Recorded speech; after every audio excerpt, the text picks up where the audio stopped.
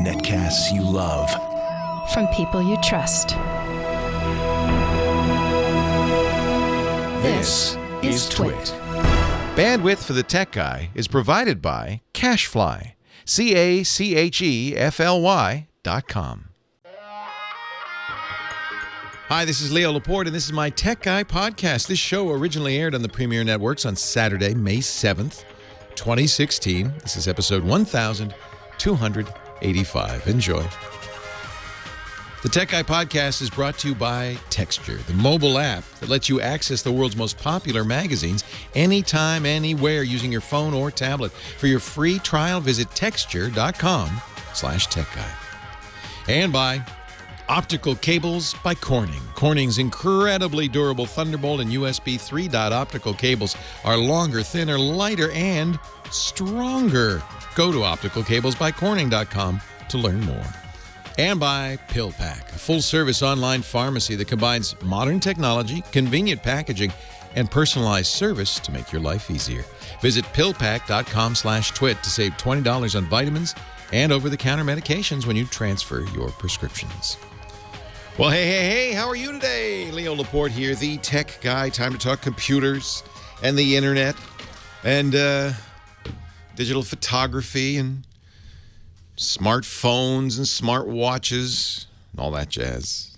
Home theater in a little bit with Scott Wilkinson, our home theater guru. 8888 Ask Leo, that's my phone number. 888-827-5536. That's toll free from anywhere in the U.S. or Canada. And our hearts and minds and prayers and thoughts go out to our Canadian friends in Alberta, northern Alberta. That fire up there, wow. 8888 Ask Leo if you have a question about how to fireproof your computer or clean it up afterwards. Oi. 888-827-5536. If you're outside the area, U.S. and Canada, that is, you're still toll free if you use Skype out. Won't cost you anything. Our website is techguylabs.com. That's something to keep in mind. You don't have to write anything down except that, because everything I mention will be linked on the website, and it's free, and there's no sign up. You just go there, techguylabs.com. That way, this is as a convenience to you. You don't have to write anything down while you're driving. I don't want you doing that. Got the new HTC 10 phone. This is, it's been a little, after the Galaxy S7 and the iPhone SE, we got a little wait now to the fall for most of the new phones. But here's one from HTC. HTC's been struggling a little bit. I really liked the One, and that was a couple of years ago. You had a One, didn't you? I think you did, Kim. You still have. I still carry it around. Yeah. But yeah. So they did a few. They did like another one, the M7, then they did the M8, and then they did the One Plus, and they did all kinds of variants. But they've kind of hit back. They've hit their stride. They're back again now, and this is the HTC 10, or I guess you could say 1.0, right? I like the HTC aluminum bodies. I really like. They contrast those to the Galaxy glass bodies, which I've found to be very fragile. I have an S7 which I cracked in the first few days. I have to carry it around now in a kind of a rubber case, which takes a little of the beauty away. It's a gorgeous phone, the Galaxy S7, but if you have to keep it in a case, what does that matter?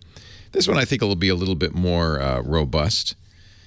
Very much like the One, if you're used to it. It's an LCD screen. Samsung really seems to have cornered the market on OLED screens. They do such beautiful screens, but this is a very nice LCD screen. It's funny. I think a lot of people, especially HTC, but LG and Samsung maybe a little bit too, suffered last year because Qualcomm put out a terrible chip, and they all were using the Qualcomm Snapdragon 810, the 810. And it wasn't a good chip. It had problems. It overheated. Everybody who used it ended up underclocking it so it wouldn't get too hot. It was just it happens. Bad design. But that's, everybody uses, to the most part, everybody uses the Qualcomm chips. And so when it's a bad design, everybody suffers. And so we had a bad year in 2015 with the high-end smartphones. This year it's the 820, which is, in every way that the 810 was terrible, is great. It's fast. It's cool. It's very energy efficient. And because now the manufacturers are pairing it with the latest version of Android, Android 6.0 Marshmallow, which has a lot of battery-saving features. The new phones are really respond to my number one complaint about last year and even the year before, which was battery life was terrible on Android. It's improved a lot now, and the S7 is a champ. I'm very happy with the S7. This HTC 10 is a little bit, according to all the synthetic benchmarks, a little bit lower, and in my experience also a little bit lower battery life. Probably enough for me to get through the day. That's all I really care about. I expect to charge these phones every night. That's what I do. It's probably what you do too. You get home, maybe after you go out clubbing or the movies or watching Game of Thrones, you go to bed 10, 11 o'clock at night, plug everything in. Take off my watch, plug it in. Take off my phone, plug it in. Take my computer, plug it in. Everything gets plugged in to charge overnight now. It's just a habit. So I don't mind if I have to do that with a phone. And it's early days yet. I've only had this a couple of days, so I'm not sure. But I suspect, just kind of gauging it from how I've used it in the last couple of days, I think it'll get through to that. Plug it in about 10 or 11 p.m. and get through the day. Just about, barely. If you like, it's really going to come down now to, which I love this. Both of these, the Galaxy S7, which is still my current favorite, I think, in the marketplace, Android phone, and the HTC 10 are really kind of very similar.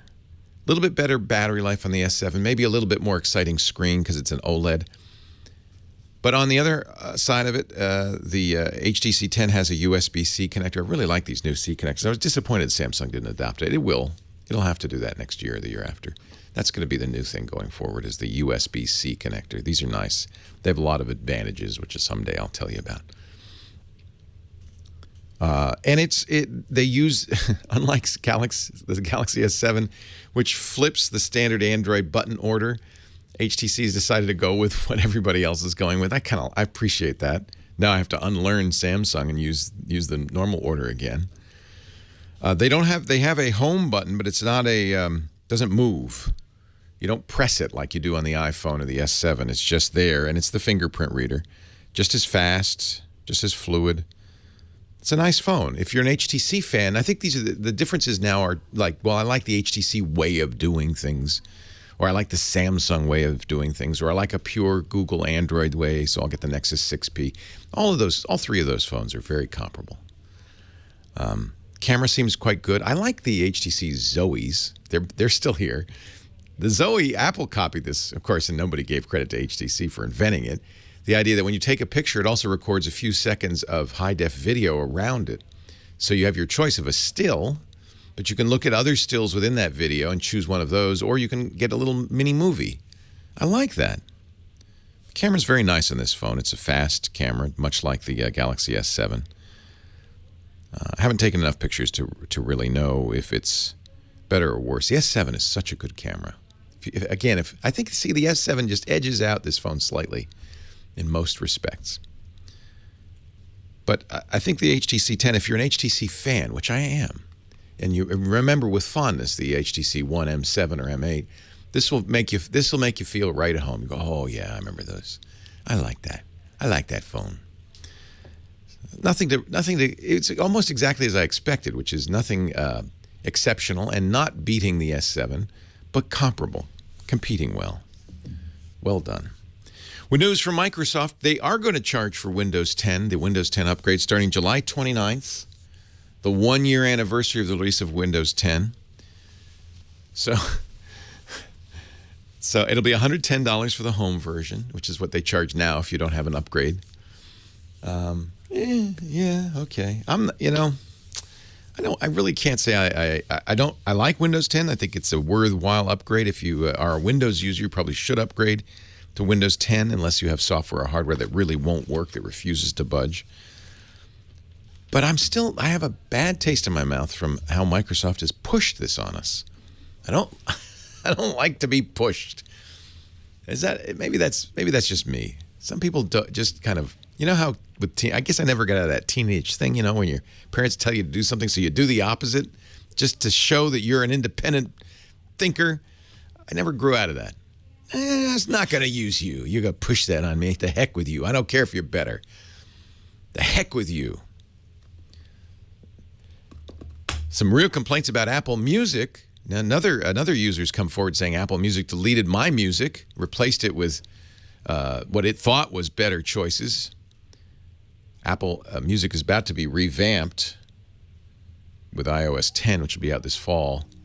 Nevertheless, some real cautionary tales for people who are thinking about moving to Apple Music. If you have a lot of your own music on your Apple iTunes library, it might be worth staying away. We can talk about that and anything else you want to talk about. 8888 Ask Leo is the phone number. 888-827-5536. I'm Leo Laporte, the tech guy. Your call's next. Leo Laporte, the tech guy. 8888 Ask Leo. Kim Schaffer is handling the phones this morning. Hello, Kim. Good morning. How are you today?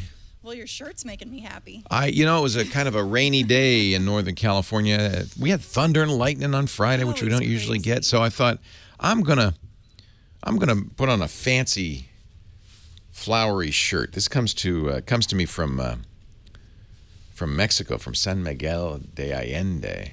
Somebody was asking who the woman was on your shirt. I don't know. It's a famous movie star in Oh, Mexico. I don't know who it is myself. Okay. Lola Montez, I don't know.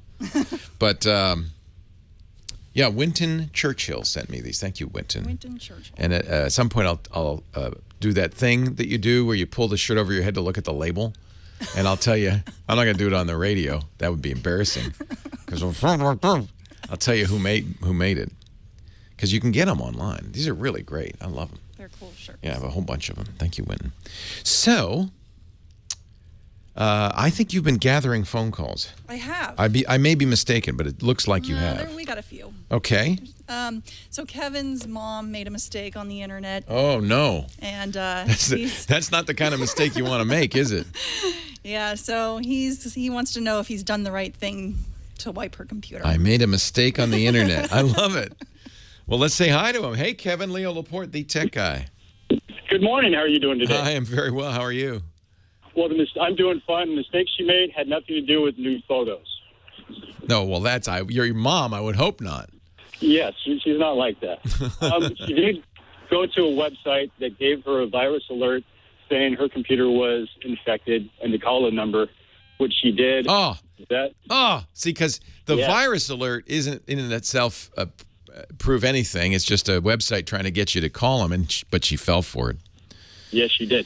She called. They had her install Citrix or something else, and that gave them control over her computer. Yeah, that's what they'll do. They'll say, well, we can fix it. You just have to install this software so we can get into it, and then we will fix your computer. I'm sorry. I don't know if they laugh like that. But in the back of their mind, we will fix your computer. So, one on the hook. How is your computer today? So there's a couple of things that happen. There are a couple of scams that can happen there. The least offensive is they charge you money for that, and they take your money. Now, at that point, they have your credit card, so that could get worse. And if they've remote accessed your computer, they could have put malware on there, and then that's the worst possible scenario, because then they can do, they can spy on you, they can capture other credit card numbers, passwords, etc., etc., etc. Exactly. She luckily gave me a call within a half hour of this happened. She said, I made a mistake. She realized. That's interesting. Exactly. Because I've talked to her about this before, and she thought about it, right? She said, oh, wait a minute. That's what Kevin was telling me about. It happened. So I told her to turn off the computer immediately. Good. Connect to Wi-Fi. Good advice. Call her. She only has one banking account that's tied to that computer. So I told her to call the bank, explain the situation, and they changed her password. Oh yeah, they'll do that. They don't want to they don't want any losses. Yep. I accessed her email account and changed that password because that's the one that is tied into almost every other website that she has an account for. That's the problem, and a lot of people do that. It's too much to remember a password for every single locale, so they use one password or a variation on one password over and over again, and that means they didn't just get her bank password; they got her password to everything. And of course, the bad guys know that, so they're going to try. They're going to go everywhere and try a password everywhere. So I was hoping by changing her email password at least the bad guys wouldn't be sending "I forgot my password" notifications and getting all that. Yeah. The worst thing you can lose, I guess the bank account would be pretty bad, but usually people have second-factor authentication and the bank has safeguards on it and so forth. But the worst thing you could lose is your email, because in most cases, if you forget a password, you say, "Oh, well, send me an email." And if somebody has access to your email, you may not even know they have access, right? They don't have to change your password. They just log in whenever they feel like it, and they get those notices, and now they can reset your password. So you did the right thing. You changed that password. That's good. Okay. I've got a couple other questions. What I did with her laptop, it's old, from 2007. It's a MacBook, and the latest software OS that she can install is... You're fine. If she's on a Mac, I wouldn't worry about it. Okay, so what I ended up doing was I used this utility to erase the hard drive. I didn't overwrite with ones and zeros. Should I have done? No.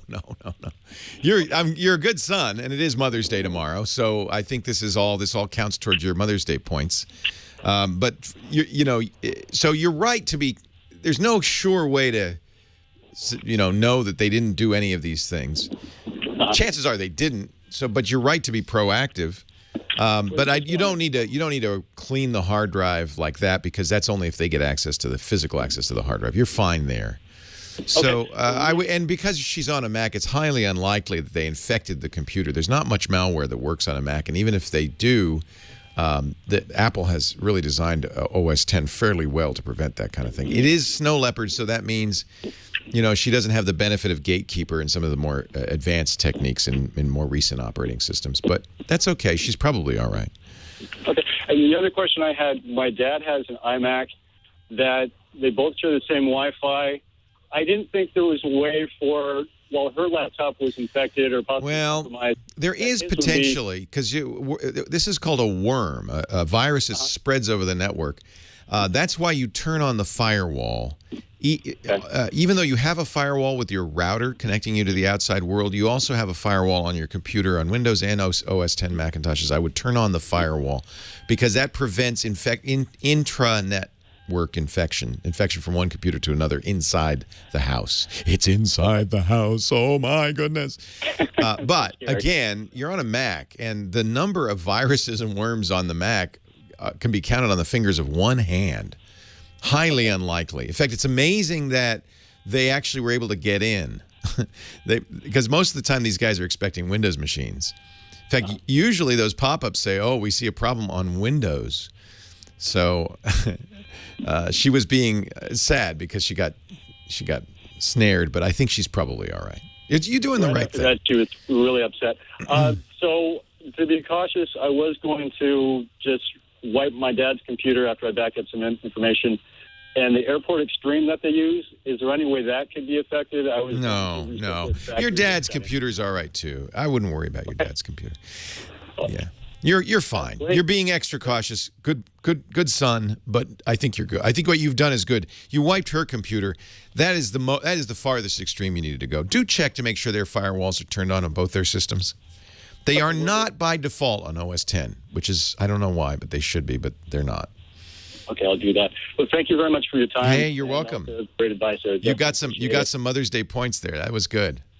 Oh, thank you. Well, she's an amazing mother. Nice. Oh, yeah. And I think she's probably got pretty scared, but she didn't. Tell her she's okay. She doesn't need to be. First of all, she's got a bright son who immediately, burned it to the ground. So you're good. And this is a good thing for Mother's Day. Don't just send flowers or a card or take your mom out to dinner. Fix her PC too. That's a nice thing to do. Set her up with an iPad or a Chromebook. Do something nice for mom this Mother's Day weekend. Leo Laporte, the tech guy. More calls are after this. Oh, Scott Wilkinson coming up. I apologize. Scott Wilkinson told me last week he has a day off today.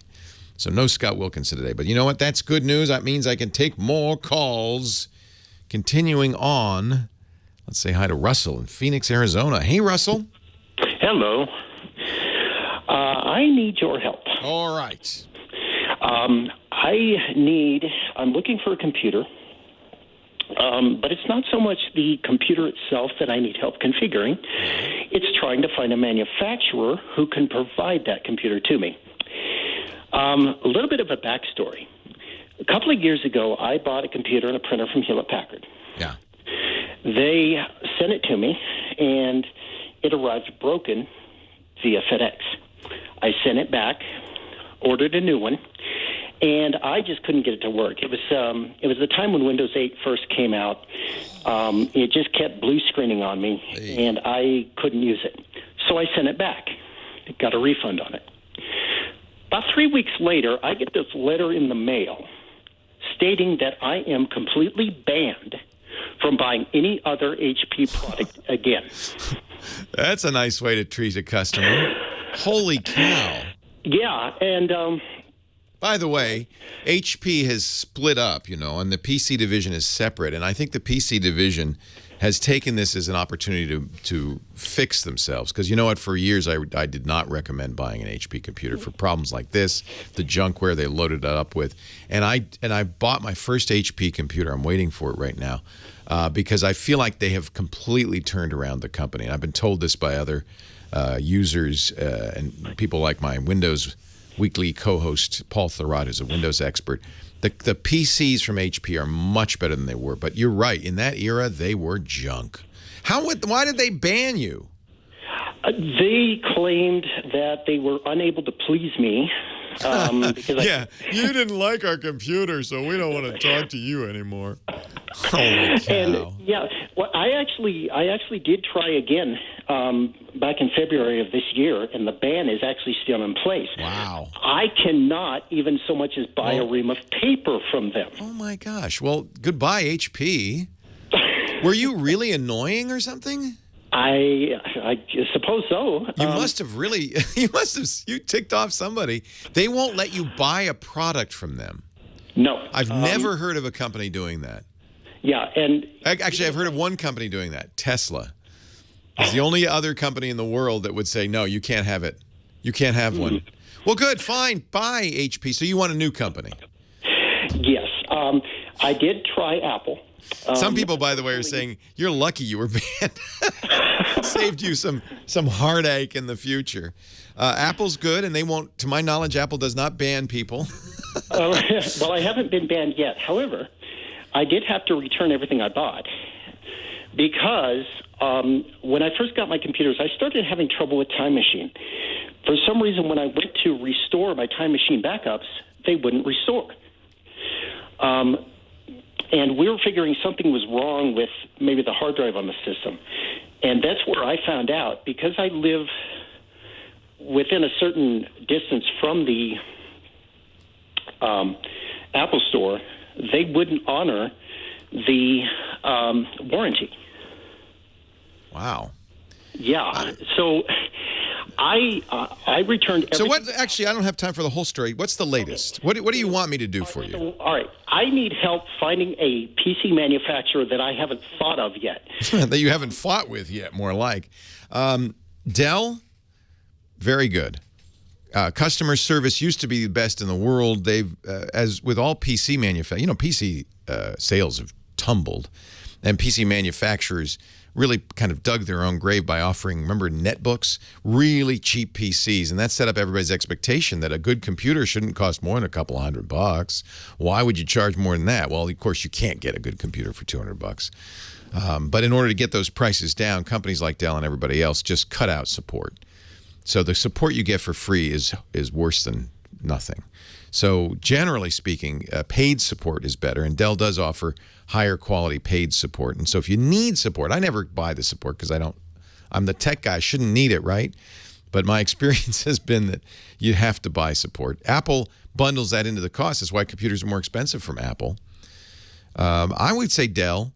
Lenovo makes some very good computers. They have a checkered past as well, though. You may remember some of the consumer-grade Lenovo computers came bundled with spyware on them, and spyware that not only was spying on your use to provide you with ads, that's bad enough, but it was so poorly implemented that it also opened your computer up to hacking.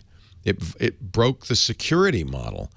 So Lenovo's in the penalty box as far as I'm concerned. They never did this with their high-end, business models. And in general, that's my advice, by the way.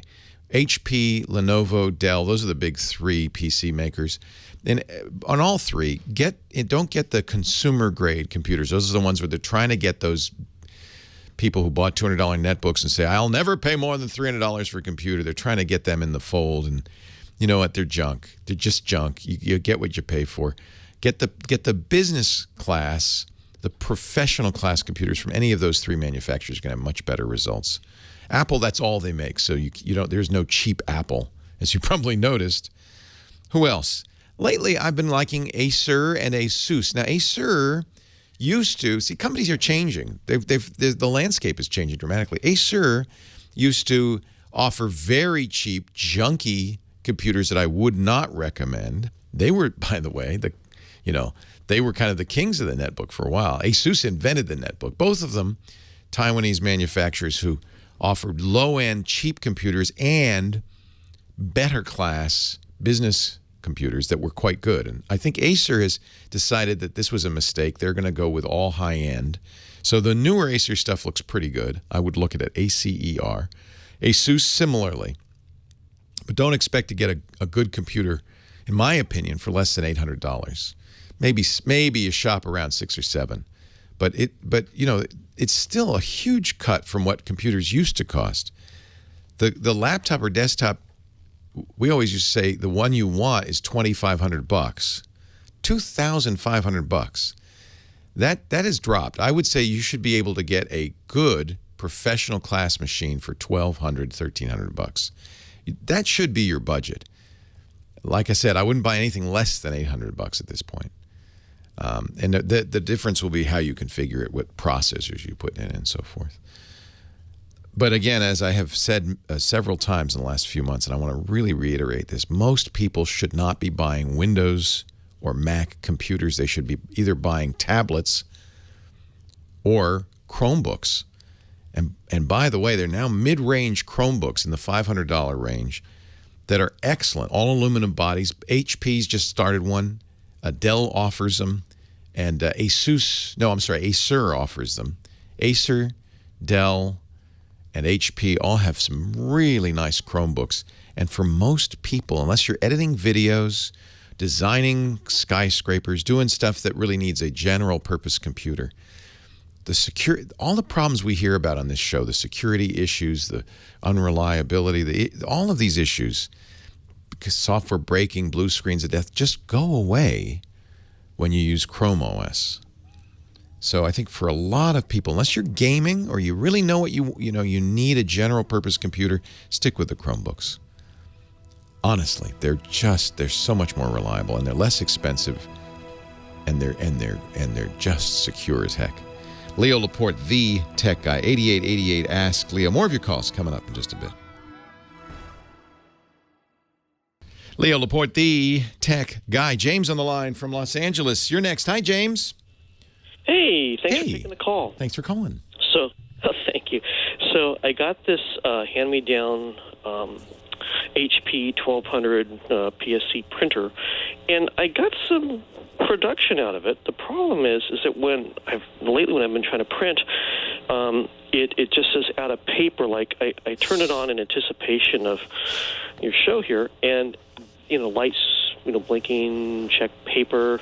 I have the paper in as far as it'll go, and when I go to print it says out of paper and nothing happens. I was able to print out of it before. I tried going to like Staples. I thought they had a Geek Squad there, and the guy said, well, we don't work on printers, but it could be there's a sensor is blocked or something or whatever. So I'm calling Leo Laporte. Well, I couldn't help you on this one either. I mean, I'd say the same thing. Who knows? It's a hand-me-down, right? So who knows what kind of state it's in. Did it ever? I wasn't able to print out of it before. It did work for a while. Yeah, and then I don't know. I can't really. I wish I could help you. I can't reach through the radio, but I would guess that it somehow knows there's paper from some sort of sensor, either mechanical or light. So you want to kind of look in that paper feed tray and see if there's a little lever or switch. If it got broken off, then you'd have a problem. That would think there's always no paper. I don't off the top of my head know. I'm sorry. Brian in Lakeview Terrace, California. Hey, Brian. Leo Laporte, the tech guy. Hey, Leo. I have a question for you, I think. Okay. Remember in the old days when you wanted to make a phone call, you went to the bedroom phone, the kitchen phone. There's always one in the house to pick from, to choose from. Not anymore, is there? No. And if you misplace your cell phone, it's like, where is it? I can't find it. Well, and the funny thing is, we have 3 or 4 phones that are perfectly good, just sitting in a drawer somewhere. Is it not possible to have our cell phone work some of our old phones so we don't if we lose that one phone temporarily, we can still make phone calls? Just go, oh, wait, here's the other phone. You need some sort of doohickey, a Bluetooth doohickey that would pair to the phone, and then your old phone, corded phone, because it has, one of those RJ45 jacks or RJ11 jacks, and you want to plug that into the back of the doohickey that I just invented, and then the phone would say, oh, I'm on a regular phone line, except it's Bluetooth. I know there are companies that make these kinds of devices for VoIP. For like you can have Skype, for instance. You can use a regular phone with a Skype device that plugs into the wall. But that's because these VoIP solutions give you dial tone, and the phone would kind of work. I don't know how it would work with Bluetooth, because it would somehow have to. Well, first of all, the disadvantage is Bluetooth is only within about 30 feet. So as soon as you leave the room, you got to say, of course, you're in the room. Oh, but you can't find your phone because it's in a cushion in the living room under the sofa. So now we have to figure out how, it can't be Bluetooth. So that's not going to work. Oh, man. There are definitely, you could definitely get this working again using a VoIP solution. That is, using your internet connection instead of a telco connection. You're not alone. This is something scaring the phone company. But people are just not buying landlines anymore. Why bother? You have a phone with you most of the time, unless you've lost it, in your pocket. You don't need a landline anymore. And then the other choice for a lot of people is getting using their internet connection, using Skype or some other solution like that. I don't know. Let me look. Okay, here we go. Panasonic has a link to sell that will join the cell phone to cordless phones, but so you need to buy a new phone. You have old phones that you want to keep using. What you need is that base station, but it only works with Panasonic handsets. You'd have to buy all new phones. So, and basically what that turns your cordless phone into is a Bluetooth headset. So it's not going to solve the problem unless you're, again, within 30 feet of your phone. I don't mean using the old landlines. I mean using having more than one cell phone. I understand what you mean. I understand what you're saying, yeah. And as I said, the Panasonic, you can buy these Panasonic cordless phones that will pair to your cell phone. And then you could pick up the phone and either use the landline, in this case you don't have one, so you're not going to use landline, or use your cell phone. But there's a negative to this. A, you got to buy all new phones because you have to buy these Panasonic cordless phones. And B, the phone base station has to be within 30 foot of your cell phone. And that's the premise of your problem is I don't know where my cell phone is. Right.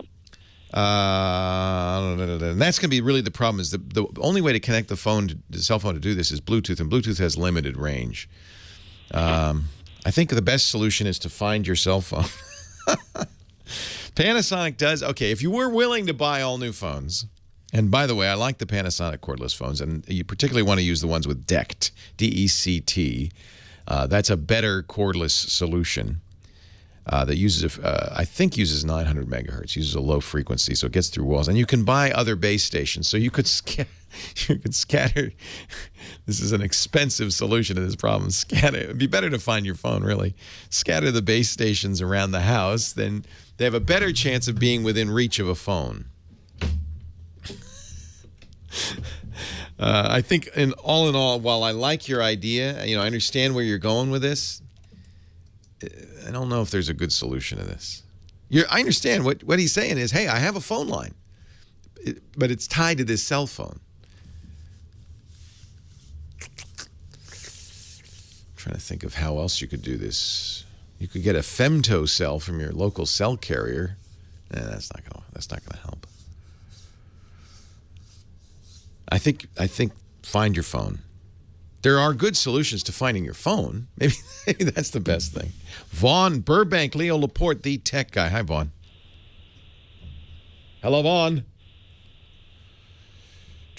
Yes, I'm here. Okay, welcome. Hi, Leo. First of all, I want to just say for all the mothers, Happy Mother's Day tomorrow. Thank you. Thank you, and to really thank you. Big favor to talk to you and to get on your radio station. I have two questions. First of all, regarding iPhone 4S. So now I know recently the iPhone had problem upgrading from version 7 to version 8 firmware. Yeah. And then a lot of people lost their options like Wi-Fi, Bluetooth, and then I know recently iPhone came up with the software 9 firmware version, which fixes a lot of bugs. And how would be recommended that ninth version for iPhone 4S? Yeah, it's always, first of all, Apple, in their infinite wisdom, only offers you the upgrade if they think it's going to be all right. The problem is that's a pretty old phone. They do think it's all right. They're going to let you do it. But there are some issues. First of all, you may have a phone that's too small to upgrade. A lot of iPhone 4Ss were only 8 gigabytes of storage. If your phone is almost full, it's going to be tough to back up. It may slow some things down. I'm going to put a link to an article at gizmodo.com about upgrading the 4S to 9. It'll tell you about what the potential problems are. I would do it, but you should know what you're getting into. Leo Laporte, the tech guy.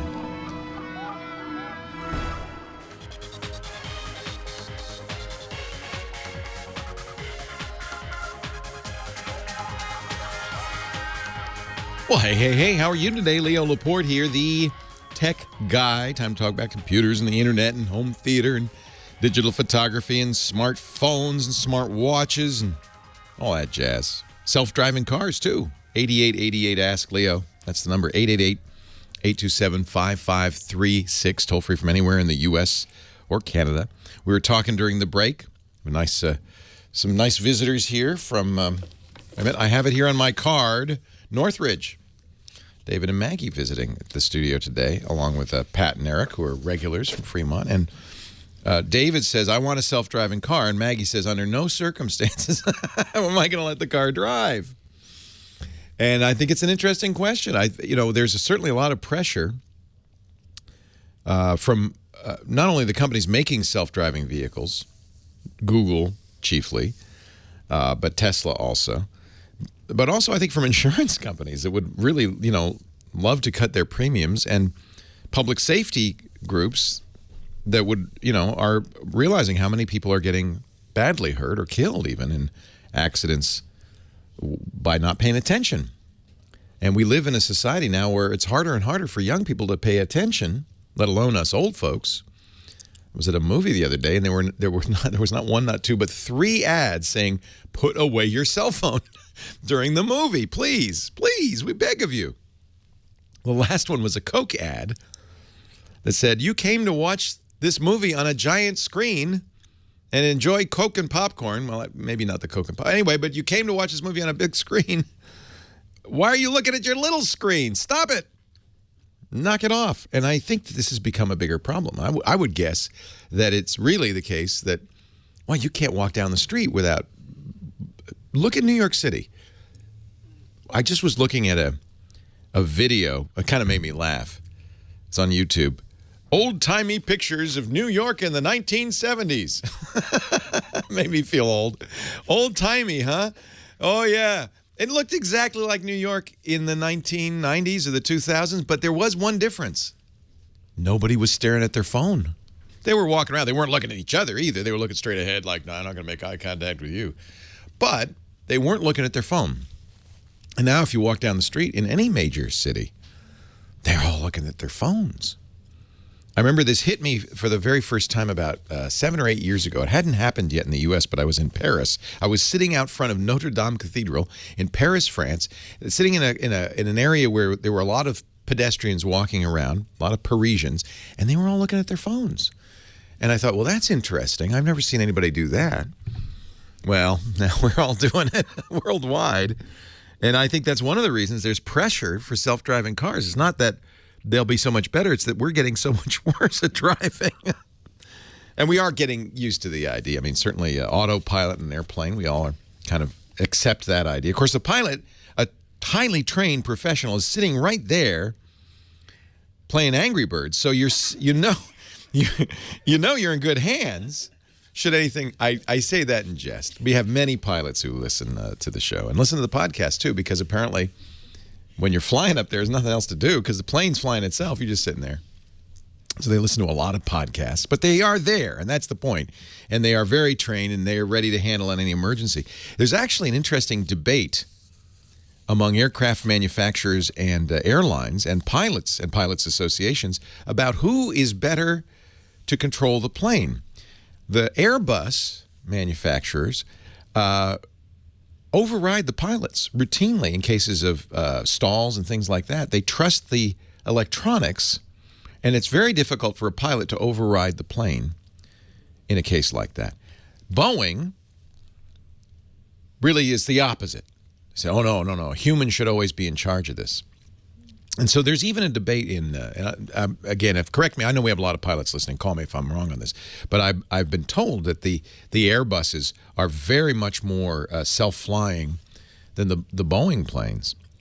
And it's really a philosophic difference about who would be best to control the plane in a catastrophe. If you're in a stall or the plane is flipped upside down and is doing an Immelman roll, and who would be best? Would the computer be better at that? Not confused by, the artificial horizon or what it sees out the window, but just looking at the numbers, or would a pilot be best at that? 8888 asked Leo, I'd love to hear from a pilot about this. I mean, pilots have the most experience with autonomous systems and self-flying planes.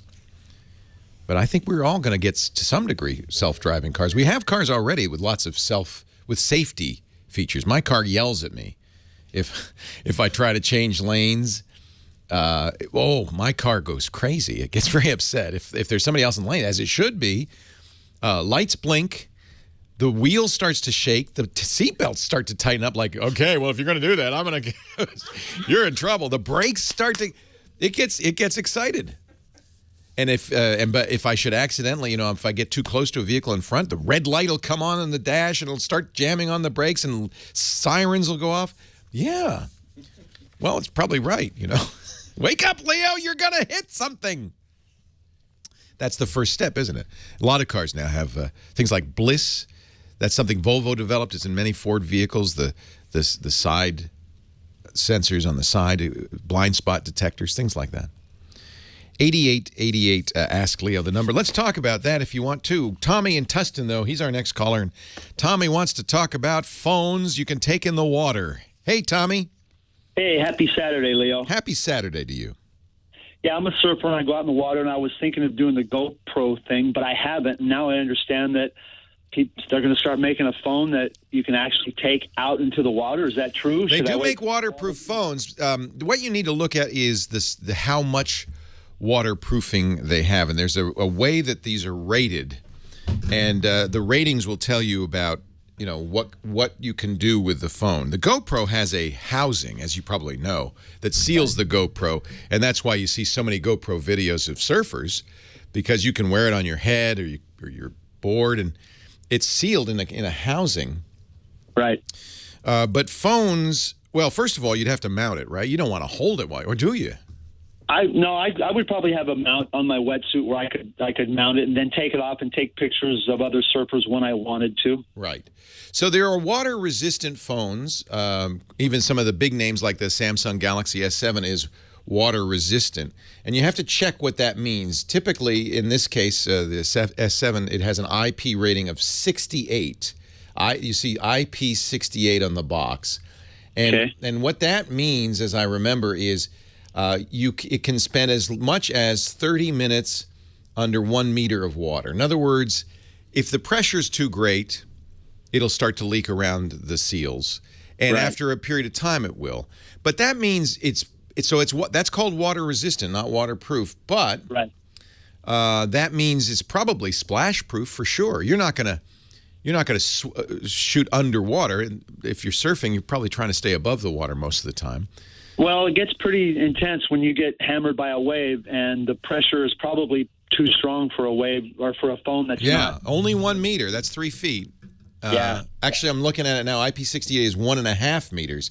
So those are, but they don't call them waterproof, and that's exactly why. Because after a while, plus salt water is much more corrosive. So that would be the other concern. Is not that the phone would stop working, but that the parts of it would get corroded. Now the S7 is mostly glass, but there is there's a metal edge that might well corrode. So, do you think in time they will come out with phones that are waterproof? Well, Galaxy also makes these active phones that are designed to be more waterproof. Now, the S6 active isn't out yet, but let me see what the it's by the way rumored to be out soon. Let me see what the IP rating is on the S6 active, because I would guess now they still say water resistant. Gosh darn it, I'm not sure. Maybe somebody listening will know. What phone would you take? I mean, the GoPro's the gold standard, isn't it? But what phone would you take to shoot video while you're surfing? Leo Laporte, the tech guy. The S6, it's also IP68. So the active is the S6 active is no more water resistant than the S7 is. Yeah, that's disappointing. Our podcast today brought to you by Texture. I love magazines. Who doesn't love magazines? I don't love the clutter. Really had to stop buying magazines. Also, it adds up, Those are expensive on the newsstand. And usually, there's one article I want to read pretty much every month in Vanity Fair, New Yorker, Rolling Stone. There's just one article. I don't want to buy the magazine or subscribe to the magazine just for that one article. Texture to the rescue. Texture is like Netflix for magazines. It lets you subscribe for one low monthly rate to dozens of the best magazines. All the ones I just mentioned. Also National Geographic and Wired and Popular Electronics and on and on and on. Go to texture.com, texture.com/techguy and start your free trial. With Texture, you get all the magazines you want. One super convenient price is less than buying 4 magazines every month. And they've got it all. Men's health, interview, and you know what I like about it? I can read People and Us too. Sports Illustrated, it's all in there. Plus the Texture editors will curate in their top stories in the new and noteworthy sections articles for magazines maybe you don't read on a regular basis. For your iPad, for your Android device, for your phone, it's nice to always have a magazine to read. You favorite the magazines you want the most, they'll download as soon as the new issue comes out. Yes, you get every page of the newsstand, plus previous issues and bonus features you can't do in print, like video. I love Texture. You're going to like it too. That's why I want you to try it for free at Texture, Texture, like text, right? Texture.com/techguy. A free trial awaits you. Get insider access to all the content from the world's most popular magazines. And by the way, you could even share your subscription with your family. Actually, I don't have the Texture subscription. Lisa does. My wife does, and she shares it with me. And it's great when you're going to get on a plane. You get all those magazines. Don't go. I used to stop and I get an armful of magazines, leave them on the plane. It's such a waste. I've always felt bad about that. Now I don't have to worry. Save a tree, but still read all the great stuff you want to at texture.com/techguy. Leo Laporte, the tech guy, 8888 Ask Leo. John in San Diego's next. Hey, John. Leo, I'll get right to the point. I'm trying to buy a new 10-inch tablet, and I brought home a few, but I keep running into the same problem. Uh-oh, what's the matter? Okay. Well, the problem is random, and that suggests to me that it would be a hardware as opposed to a software problem, but I'll let you be the judge of that. And exactly what happens is that for just a split second, when it occurs, the screen flashes nothing but vertical lines against a white background. And I've seen this happen on a total of 3 of the 10-inch tablets that I brought home. They're all Lollipop 5.1. And 2 of them have been Acer Iconia 10s, and then the other one was kind of a generic. That's odd. Do you think it's hardware, or do you think could it be? Well, you always put the same applications on, so it could be an application specific. I've never seen this, by the way, and I've used a number of Android tablets. I'm using a Nexus 7's in front of me right now. I've used a Pixel O and a Pixel C. I've never seen this. So it's how long does it show these lines for? Is it really brief, or is it on for a second or two? Extremely brief. Like I say, a split fraction of a second. But it happens, like I say, randomly. But it definitely has happened many times. And I've tried. Maybe I'm seeing it. I'm just not noticing it, or just kind of accepting it as being normal behavior. What is it that you do to trigger it? Well, I don't necessarily do anything. I do tend to see it mainly in the email program that I use, but I think that's because I'm mainly looking at my email program, which, by the way, is Blue Mail. I don't know if that. Yeah. Interesting. I wonder if it's related to Blue Mail. Well, I've used Blue Mail for a long time on Android 4.2 and also 4.4, and I've never seen this.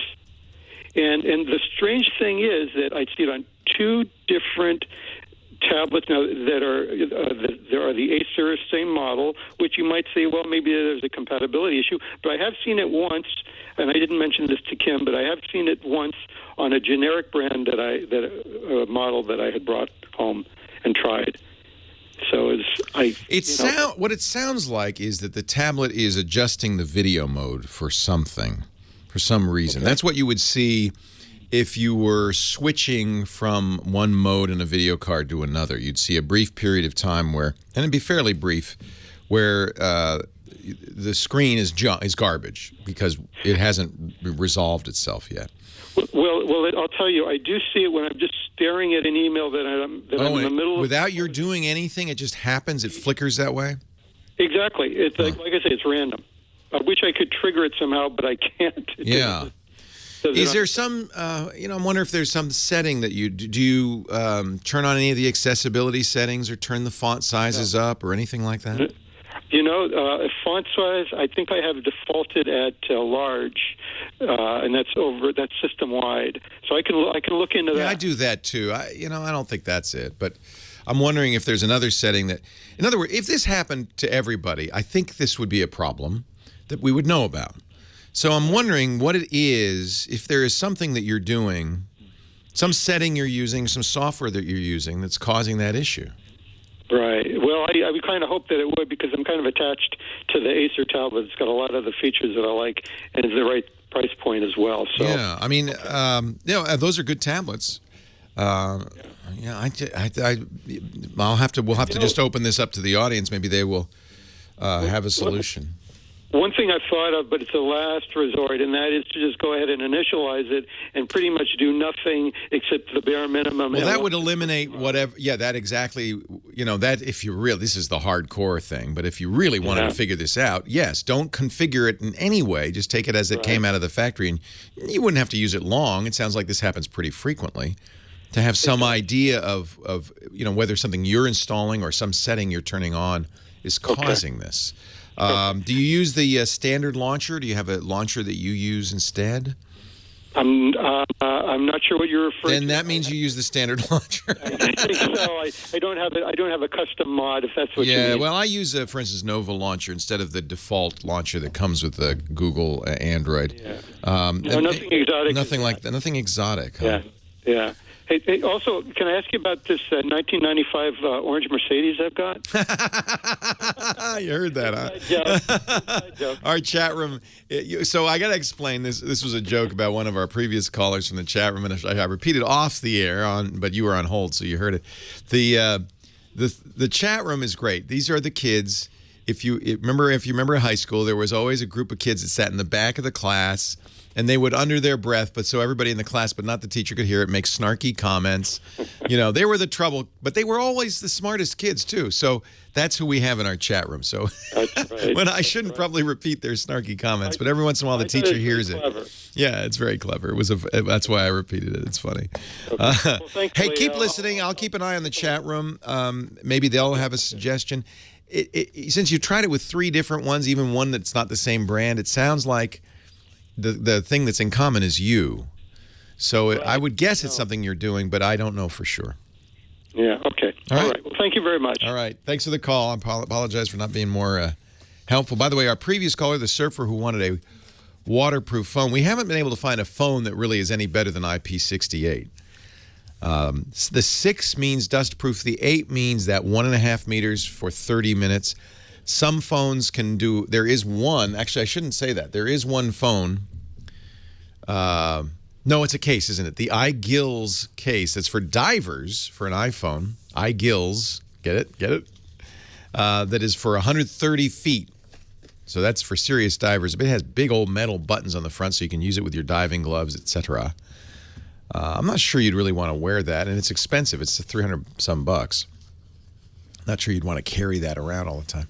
You know, the GoPro is the gold standard in this regard because they have a great waterproof housing it's fairly compact, and it gets great images, and I think that's probably why people continue to use the GoPro. At $300 for that case, you might as well just buy a GoPro for that price.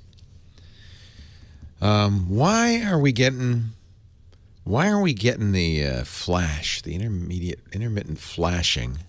I could see if you were switching from one app to another, or you were, doing something that would trigger a switching of the video mode. But I'm not if you're just sitting there and it just flashes, that doesn't sound good. That sounds like a hardware problem, to be honest with you. But it was on 3 different devices, not sure. Well, if you know, 8888 Ask Leo, 888-827-5536 is the phone number.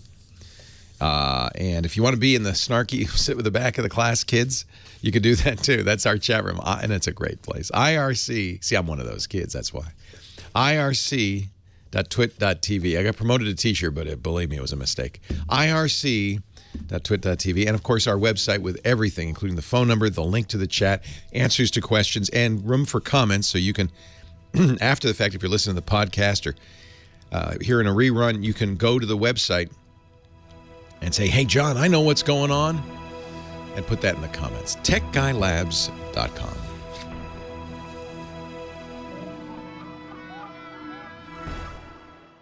I've been everywhere, man. Well, he literally is somewhere. Johnny Jet. It is May Day, sort of. It's Kentucky Derby weekend, and Johnny's in Louisville at the Derby. Hey, Johnny Jet. How you doing, Leo? Say hi to Nathan Staten, our musical director. He's also at the Kentucky Derby today. Awesome. Well, I'm right. Actually, the race number 9 is about to go off in 1 minute. So it's going to get very noisy in a minute, right? Where are you? I mean, are you on the? Where are you in the actually place? I'm about 100 yards short of the finish line. Oh wow! But I'm on the inside of the track in one of the suites that I'm here with Talc Tours, TAU. Oh yeah, you were doing it with Talc. I saw because you and your dad had dinner with a famous jockey. Chris McCarron. Wow. And I actually just ran into him just now. He was walking by. I'm like, hey, totally remembered me. So Talc, see, I'm going on a Talc river cruise next year, but Talc does land tours too, and they do a Kentucky Derby, huh? They do. They don't mess around. I mean, this is pretty much as high as you can get besides Millionaires Row, where all the celebrities are. Fun. But this is not cheap. You can go to the Kentucky Derby for cheap. You can go for I think it's like $60 to go get a pass to the infield, but this will cost you thousands of dollars, but they do it right. Are you wearing a fancy hat or, like a cummerbund? I mean, did you get all dressed up? Everyone's dressed up, so yeah, we're all dressed up. My dad's wearing his horse racing shirt. Oh. It's just a good... I know your dad loves the ponies, and so this must be such a treat for... Has he ever been to the Derby before? We've actually been a couple times, but it's been over a dozen years, and he never thought he'd get back, and they invited me to come out. I was like, heck yes. I flew home from France early, and now I'm here. Johnny, you're such a good son, my golly. Well, I try to be. So you're still, and you're also, by the way, a great host, because here he is at the Kentucky Derby, and he's still calling in for his gig, man. You got to do what you got to do, and I love it. So. Well, we love you. Thank you, Johnny. So tell us, you usually have a website and an app. What do you want to start with? So I got an app called Filled, FILLD. Okay. Have you heard of this one? No. So this one's actually from, South Bay of San Francisco. It's all the best apps are. Gas, yeah. They will bring the gas to you. If you run out of gas, they'll bring the gas to you. No, not even if you run out of gas. If you just don't like going to get gas or don't have time to get gas or you're a germaphobe. What? Because supposedly it's a gas station that comes to you? Exactly. And the prices are the same as at the gas pump, except they charge a $5 service fee. That's what? That's amazing. Well, that's because they have very low overhead. They don't have to pay for a big It's like Uber for a gas jockey. Exactly gas what it monkey. is. On the map, you point where you are, and it will come get you. You do or not come get you. You just open up the tap, and they will fill up your gas with either unlimited or premium. And it's the same prices around the neighborhood. It's $5 more. Wow. And you just have to choose a delivery window, what time you want to do it. But right now, they're only in the South Bay of San Francisco. Oh, man, you're such a tease. You can only get them in Silicon Valley, of course. Well, there are a couple other ones. One does in L.A., but they are going to expand because they just got millions of dollars. Oh, I bet they did. Investment. I bet they did. I mean, this is actually a great idea. I love it because I know so many people, including my wife, who does not like to go to the gas station. Yeah. And no, my wife won't. She says that's my job. Yeah. Yeah. So, hey, for $5, yeah, I think it's worth it for a lot of people. Put me out of a job. Filled, FILLD, Android or iOS. And if you go to FILLD.com, you can get a link to the app. Great app. Thank you. It really is. And then I got another next thing I want is I want my car to call them when it's running low and say, meet me. That's the next step. I will not be surprised if that happens in the very near future. That's what they're preparing for, sure. For sure. So a couple weeks ago, we were talking about an app that I just quickly mentioned, but it's called Expert Flyer. And so Expert Flyer, they have a paid service, which is a lot of money, and you don't want to do it unless you're a big-time traveler. But if you're not a big-time traveler, they have a free service where you can choose, everyone's trying to get the good seats on a plane. Yes. And all the airlines are always trying to get you to upsell and pay more. These guys will let you go into the plane, into the app or into the website and choose whatever seat you want. So if you want an exit row aisle or window, or if you want a aisle or any window, it can alert you. Oh, so you get an alert that your seat is available. Go buy it.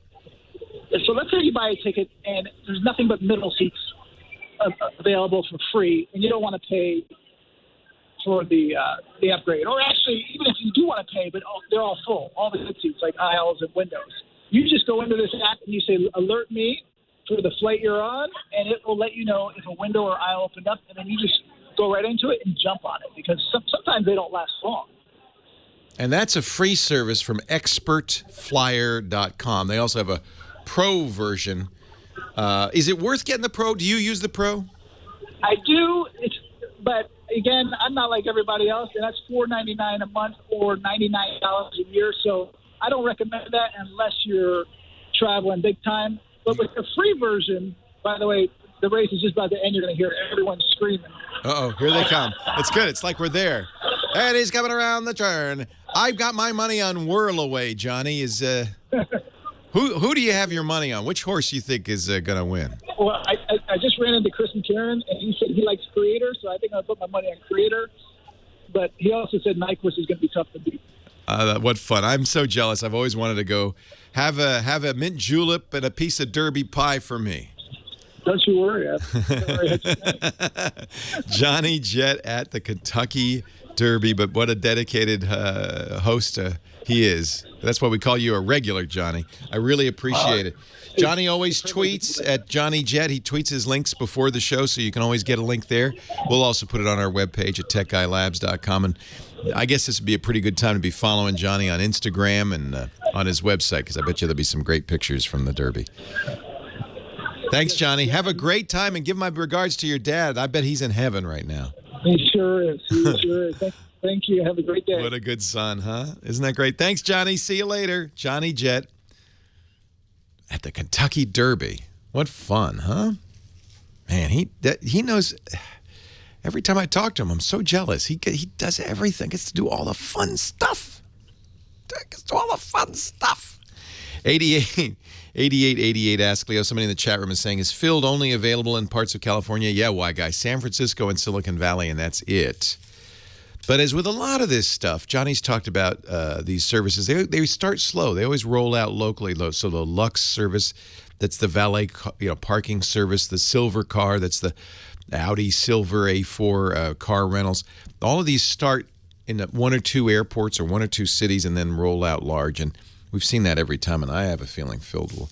That's a really interesting idea. Can they make money at $5 service charge? That's all they charge, $5. I guess if it's a small area and they keep busy, right? Man. Would you use it? Yeah, I would. You should use it. Yes. My wife should use it. 8888 Ask Leo Laporte, the tech guy. Somebody in the chat room is saying RF interference on the tablet. Maybe that's what he's seeing is a big radio signal. Maybe if you live near a radio tower or you had something like a microwave that wasn't well shielded in your house, that could cause those blips. That's true. That's true. Leo Laporte, the tech guy. More calls right after this.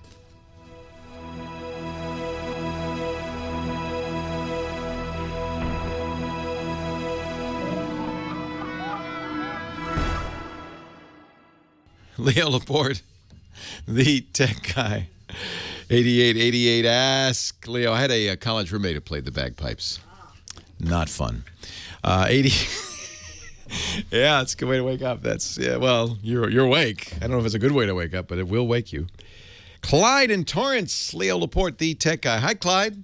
Yeah, having a problem trying to make Photoshop Elements 10 work with Windows 10. Has that been Have you talked about that before? That sounds vaguely familiar, although, these folks at Adobe have a very big investment in Photoshop Elements. Is 10 the latest version? No, 14, and we've said it's very hard. We have to relearn everything we know. Yeah, I don't blame you. And we've been with Photoshop Elements for 10 years, and we're getting tired of going back to class and all that. I thought about virtualization, but I'm looking at Windows Vista legal copy, and they're running $100 or so. Yeah. So have you tried to install it? Yeah, and I've tried. And you got an error message?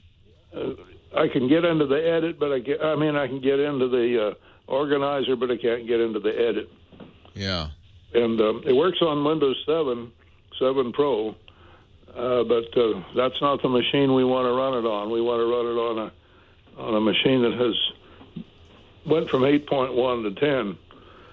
And anyway, are there any Adobe says it's not compatible, but I'm also looking at a discussion thread on Adobe's website. That says you can get it working with a few minor issues. Oh, okay. You might be willing to put up with the minor issues. I will always try that. Yeah, I will put a link in the show notes to this discussion. Adobe says you have to have Elements 13 or later for compatibility. Oh well. But you don't want to upgrade. I don't blame you. Yeah, well, money is the problem. No, it's hard to use. I understand. It's a different. Yeah. Well, we were seniors when we started this 10 years ago. Go figure. We're tired of this. Hey, I love it that you're still doing it. But, that's the problem, of course, is that the upgrade cycle now for hardware and software has gotten so short, so quick, that it's gotten to the point now. I was just reading an article where phone manufacturers expect you now to upgrade your smartphone every other year, period. Oh, yeah. Period. And they don't bother supporting phones that are more than a couple of years old. That's an old phone, and that's ridiculous. Yeah, I know. We got iPhone 5Cs. Yeah, I hate seeing that because this phone hardware is not going to wear out for decades. Right. So they have to force this obsolescence, and I think that that's unfortunate. We like Windows 10 better than Windows 8. Well, Windows 8 was a very misguided attempt to kind of mix a tablet interface with a desktop interface, and nobody liked Windows. Very few people liked Windows 8. 5 months to learn it. Yeah. 2 months to learn an iPad. 3 weeks to learn iPad. We really have no learning problem with Windows 10. Yeah, no, 10 is I think 10 is a good upgrade, but this is exactly the kind of problem that, if older software and hardware may have an issue. Yeah. So I'll put this link in the show notes. If you want to jot down it's forums.adobe.com, and it's thread 1919788. You don't have to write it down. I'll put it at techguylabs.com, and you can click a link there. But essentially, it describes what the issues are and workarounds for many of these cases. So if you're willing to kind of dig into it a little bit, it sounds like you can get it working. Yeah, well, we'll try one more. Yeah, it's a little disappointing. I mean, Adobe, even if you do get it working, Adobe says we don't support it. So if you should have problems with it, you're not going to be able to call Adobe, and they're going to say, well, of course it doesn't work. We told you it didn't work. You got to get the latest version. I understand. I completely understand why companies don't want to support older versions. So I don't know, I mean, I also completely sympathetic and understand why you don't want to have to learn a new version. I guess all I can say is digital technology is not like the real world where you learn how to use a hammer and it pretty much works that way forever. And maybe they come out with new modern hammers, but you're not required to upgrade. And the nails don't stop working. Oh, sorry, you got to have hammer 13. You still got hammer 10. What's wrong with you? That's how it should be, but the benefit of that is we get better and better and better stuff all the time. I mean, if you think about the phone that you have in your pocket, the computer you have on your desktop, it's a supercomputer compared to the computers of just 10 years ago. So that's how that happens, and people get left in the dirt as a result. So a couple of things, I guess, is one, I'll give you that link, and then the other is you might want to look at other solutions. Now, what's sad is there used to be a solution I recommended all the time, the free Picasa from Google, Picasa. They discontinued it. And it's just, But think of it this way. It's keeping you young, Clyde, right? Because what is one of the attributes of being a kid is that you adapt to change rapidly, right? Things are changing, and you're changing, and life's changing, but as we get older, we kind of get settled in our ways a little bit, and I understand that. I'm settled in my ways, but maybe it's not such a bad thing to have to adapt a little bit. Keeps the brain agile. I'm trying to make a lemonade out of a lemon here. I just don't know there is a way to do it. What other suggestions does the chat room have for photo editing software? I should ask Clyde what he uses it for. Photoshop Elements is just great. It's just great. There's paint.net. That's free. That works in Windows 10. Because it's free, you can keep it up to date. And I don't think they've changed the interface much over the years. Paint, Paint.net. I used to recommend Picasa. I can't do that anymore. Why? Why Google? Why Adobe? Why? Because they're trying to stay in the future, They're trying to keep up. 8888 asks Leo if you've got a good suggestion. I'd love to hear it. Christine is in Albany, California. Hi, Christine. Leo Laporte, the tech guy. Hi, Leo. Before I get into my question, I want to say thank you for suggesting photo card. I sent a couple to my mother, and she received it for Mother's Day, and she loves them. She said they're beautiful. It's a labor of love now because the guy who created this, it's an iOS app, iPhone or iPad, is Bill Atkinson, who didn't single-handedly create the Mac, but he was one of the original Mac guys. He created Mac Paint. He later wrote HyperCard. He is really one of the sweetest guys who's given us so much, and his latest app, which he's put his heart and soul into for the last 7 years, is a card app called Photo Card that lets you take any picture that's on your phone or your tablet and make a physical card. And these are big cards. They're laminated, and mail it.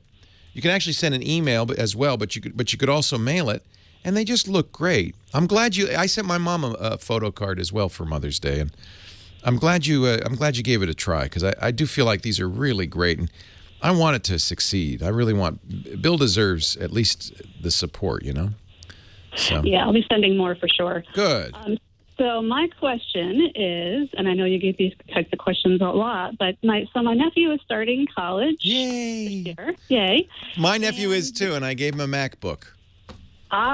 Well, don't want to go the Apple route. I'll tell you why. He's going to the Rhode Island School of Design, and he said he needed a Mac, so that was a no-brainer. Oh, it is a no-brainer. What's your nephew studying? Yeah, so good question. He doesn't know because he's a freshman. How would he know? Yeah, exactly. So, I used to be an Apple girl. I was a graphic designer. Now I'm in biotech. Well, there you so go. I use a Chromebook. Love it. I love them. Love it. But for a college kid, maybe he wants a full computer. Exactly. So my mother and I were going to go in, have these, and get a laptop when we wanted to. Now apparently he still is into Minecraft.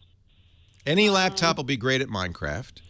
Okay, great. So we're looking at, we'd like to if we could spend $600 or so. I don't know. Can you recommend something in that range? I have just ordered a new HP Spectre. And you heard us talking about HP and how bad they had gotten. But now I believe, and I'm convinced from other friends of mine, that they have turned this company around. And I think the Spectres, they're Ultrabooks, so they're very thin and light, which a student will like. You can, basically choose the price you want to pay and get the amount of power available for that price. Mine will arrive next week. I'll have a review on Saturday, but I'm thinking these look pretty nice. Leo Laporte, the tech guy. These are gorgeous, these photo cards. Yeah, they're so nice. Here's another one. So it's hard, at that price point, you're really on the edge of, I know. If you could spend $200 more. So the HPs look nice. I think Dell offers some good value. Isn't it funny? The Chromebook is a great choice. I know, but for students, right? Because well, it depends. If he's an English major or a history major, I think a Chromebook could be fine. But if he's going to do design, or if he's going to do math and science, he might want Mathematica and engineering or something. Yeah, if he's like engineering, then he needs a PC. I'm sorry to say. Yeah. Thank you, Leo. I think that's a good. I love these Spectres, and they do have inexpensive ones as well as expensive ones. Very good. Thank you. Have a good day. You too. Well, hey, how are you today? Leo Laporte here, the tech guy. Time to talk about computers and the internet and home theater and digital photography and smartphones and smart watches and all that jazz. My old friend is here, Kate Botello, who for so many years ago hosted the Screensavers with me on, it was ZD TV in those days, what was later going to be Tech TV. It's 18 years since we launched that show in 1998, Kate. And I'm thinking the 18 years when we were started, I know, she feels really, I know, I'm just sorry, I didn't mean to do that to you. That's it's May 11th. I know, May 11th will be the 18th anniversary. But I was just thinking, because here we are, we're talking about computers still. And I guess we were talking a little bit about the internet in 1998. We weren't talking about smartphones, smart watches, GPS devices. We stopped talking. GPS devices have come and gone since then. We don't talk about them anymore. We used to. But now we're talking about virtual reality. Kate, did you go in and play with the yeah, you got to try the Oculus Rift we got. And now this week I got the HTC version of this virtual reality visor. It's called the Vive. And they did a deal with Steam. They paired up with Steam, so they have a lot of games, I guess. And although the game that a lot of people are excited about doesn't seem like a great game to me. It's called what is it called? Office Work. It's a virtual reality of your work. Job simulator. Now, this on the face of it doesn't really seem like a game that you'd want to play. I never could understand why anybody would want to play a driving game, because I do enough driving. But apparently Job Simulator is great fun. You're in your cubicle. You have a Xerox machine. You can Xerox stuff. You can throw paper airplanes. You can bother your coworkers. And it's just like being there. Is this really what we want? Is this where we're headed? Why work when you could pretend to work in a game? Job Simulator. We have it, Kate. If you want to, if you want to try it, we've come so far.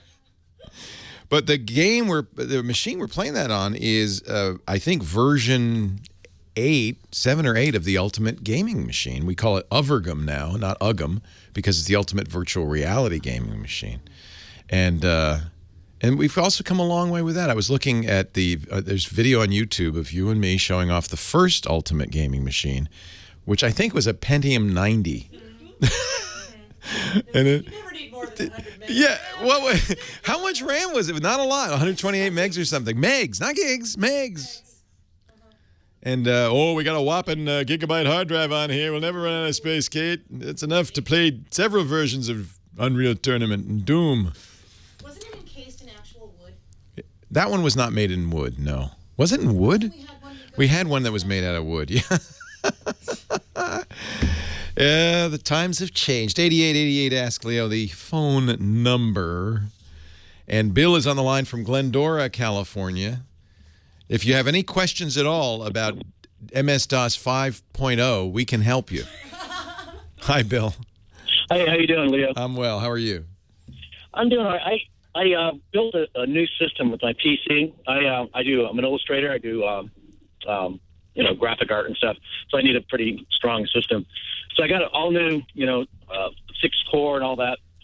And I found my 2 standard hard drives are just disappearing. I bought a brand new one with like a terabyte and my older one, and they just keep disappearing. I have carbonite, and it all of a sudden it just says it stopped, backing things up. It disappears in what respect? Can you look at it like it's not there anymore? Yeah, it's not there. I'll go to my computer or my PC, and it's just not showing. I go to Disk Manager, it's not that. I reboot it, and then it says fixing disk, and then it'll take a little while to boot up, and then it's there. But then after like 10 minutes, it pops off. Well, this is a fairly large category of problems that I really don't, because I'm not physically there, don't know what I could do to help you. It could be, there's a lot of things it could be. It could be hardware, it could be cabling. You should first go and see how it's set up in we call it BIOS still, even though it's not BIOS anymore, but in the setup. I just, on this new machine, this Uvergum we built, the BIOS setup, we got an Asus motherboard, has gotten so crazy complicated. And it's just gotten so junked up. It's hard to find anything in there. But the first thing I would do is make sure you see the drives. It could be a bad cable. It could be something wrong with AHCI, the hardware configuration. It could be a lot of things. It could be you don't have the drivers. You built it yourself, and this is the problem when you build it yourself. You can't call Dell. Right. Hey, Dell, why don't I see my hard drive? Although, to be honest, I don't know how much help Dell or anybody else is these days. They walk you through the same kind of dopey notebook procedure they do for everything, and ultimately you have to reinstall Windows, and then they say, okay, well, I don't know. Right. I didn't have any of the problem until I updated to Windows 10. So I was wondering. Oh, that's nice. It probably is not related. Although, one thing you could try, roll back. You get 30 days to roll it back. You could try rolling it back and see if it's still there. You were in Windows 8? 8.1? 7. Yeah. So roll it back. See if it works okay in 7. Right. And if it does, then I think maybe there is a driver in Windows 10 that you don't have. Okay. So maybe just because it is that the solid states are working fine. It's the other two traditional. Well, that's another issue on this Uvergum we had.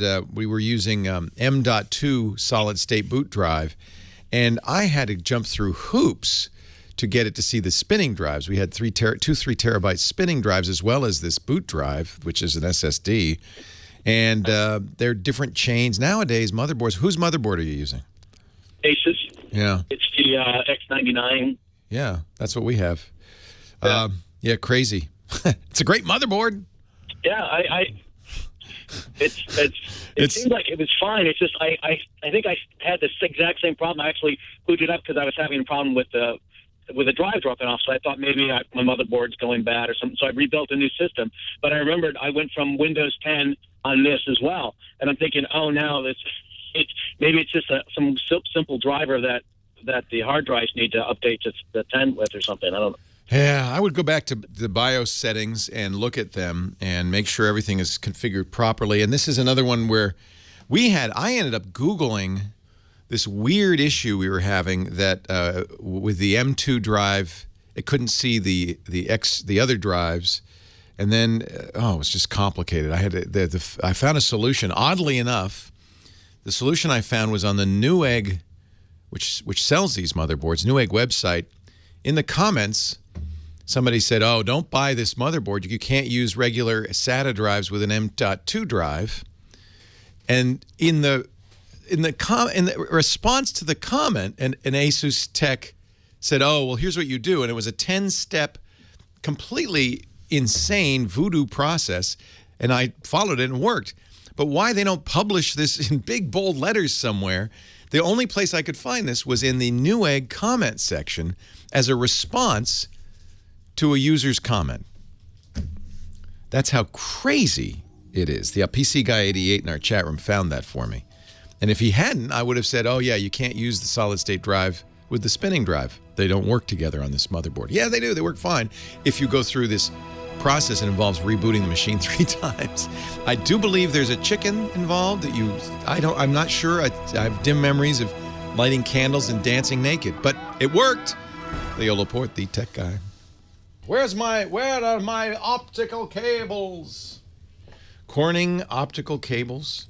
You know, I got that new Drobo, and I just got my new Thunderbolt 3. I'm so excited, my Thunderbolt 3 drive. I got to tell you, I'm ready for whatever the future brings because I've got optical cables by Corning. So the original, I don't know if people know this, the original Thunderbolt spec was with fiber cables, fiber optic cabling. But Intel and Apple decided, we're going to put it out with the copper cabling. You know, we're just going to live with it for the time being because we're just not ready. Well, it's ready now. And the nice thing is you can use optical cabling from the people who know glass better than anyone else, Corning, right now with your existing hardware. What's great about these Corning cables, see the small little connector at either end that takes the electrical signals that are expecting copper, turns them into light, and then fires them down the fiber optic cable where it's turned back into electric signals. And they've got these transmitters are so small now. And this cable, boy, this is not your father's fiber optic. You can bend it, you can twist it, you can step on it. I remember when we first got fiber optic cables, our engineer said, "Oh, these are great, they're so fast, but don't step on them, you'll break them because they're glass." But nobody knows glass better than Corning. Corning's USB 3.0 and Thunderbolt cables are incredibly strong and flexible. And because they're fiber optic, they have cable runs that are a lot longer. Up to 60 meters, that's 200 feet for Thunderbolt, 50 meters or 165 feet for USB 3. This is great because you can put those noisy, hot drives and other devices under the desk, far away, where you can't hear them, but they still work just great. They're also lighter. These cables are about 50% lighter. So you're not going to, and they're thinner. Oh my gosh, these are great. Bend, twist, and knot them, no problems. Oh, see, he's doing the demo on the video here. I'll let him do it. Corning optical cables. Go to opticalcablesbycorning.com to learn more. You know, it's not just me. People like Universal Audio rely on optical cables by Corning to get perfect acoustic isolation in the studio. This is where they test new equipment like their Thunderbolt audio interfaces. They're not going to use any cheesy cables. They're going to use the best, and they use optical cables by Corning. So do I. Whether you're into high-end video, photography, audio production, or computing, optical cables by Corning allow you to build a convenient workspace through a superior long-distance connection. Incredibly strong, flexible, fast, and light. You gotta love them. They're available at all major electronics and professional AV retailers. Apple stores have them. Amazon has them. B&H. And you can learn more at opticalcablesbycorning.com. We thank them so much for their support of the Tech Guy. Look, I did this. I have this somewhere. Where's my key? I can do that too, you know. Optical Cables by Corning. Actually, you know what happened? I took them all home. I have the box. Oh, wait a minute. I didn't take them all home. Here's one. Okay, I'll take this one tonight. Ooh, I love these. Leo Laporte, the Tech Guy. 8888. Ask Leo. Ann is in South Orange County, ready to get some computer help. Hello, Ann. Hello, Leo. Welcome. Thank you for answering my call. Oh, well, I hope I can answer your question, too, but I haven't been doing so well today, so.